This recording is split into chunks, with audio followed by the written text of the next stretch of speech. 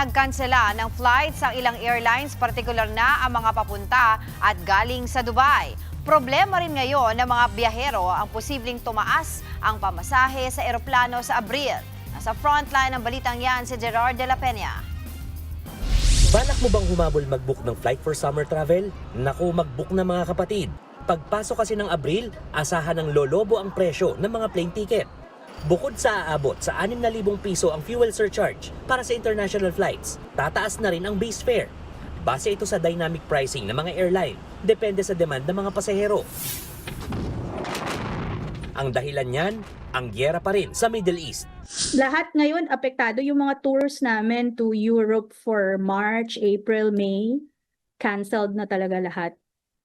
And hindi namin alam ngayon kung kailan siya i-rebook kasi it will really depend on the situation. Bukod sa maraming canceled flight sa gitnang silangan at European countries, bagsak na rin daw ang biyahe sa mga local destinations sa bansa sa susunod na buwan. So, patay talaga ang travel and tourism industry na naman. Parang wait and see na yung attitude ng mga tao. Parang wag muna mag-travel unless it's essential and it's really necessary. Kaya para sa National Association of Independent Travel Agencies, It's going to be like the pandemic eh. Ganun na naman yung effect niya. So, for us, for travel agents and tour operators talaga, very bleak ang next few months namin. Kasi hindi rin namin alam what will happen. ang mga balikbayan nga nating mga kapatid, nag-aalala na rin kung paano sila lilipad sa mga bansang pinagtatrabahuhan.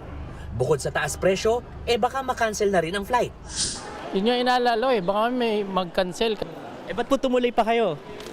Kailangan graduation ng anak. Sugal ka sa pamasahe, masyadong mahal. Parang one way is 56K. Sugal lang din. Kung makakancel, di magwe-wait po ulit for another flight. Ang Philippine Airlines nag-anunsyo na ng mga flight schedule adjustments dahil sa pabago-bagong kondisyon ng global aviation. Humingi sila ng paumanhin at tiniyak na magbibigay ng assistance sa mga apektadong pasahero. Sa ngayon, ang hindi apektado ng tumataas na presyo ng krudo ang mga babiyahe sa Semana Santa. Sa pagtataya ng Civil Aviation Authority of the Philippines, aabot ng 6.5 million ang mga pasahero sa mga paliparang pinangangasiwaan nito. Mas mataas kumpara sa 6 na milyon na naitala noong 2025. Hawak ng kaap ang lahat ng paliparan sa bansa, maliban sa NAIA, Clark, Cebu at Lagindingan.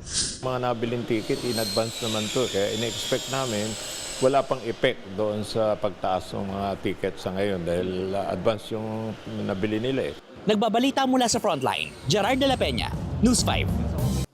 Mga kapatid, Angela Lagunsad Castro po para sa komprehensibo at makabuluhang balitaan at talakayan. Mag-follow at subscribe na sa social media pages ng News 5.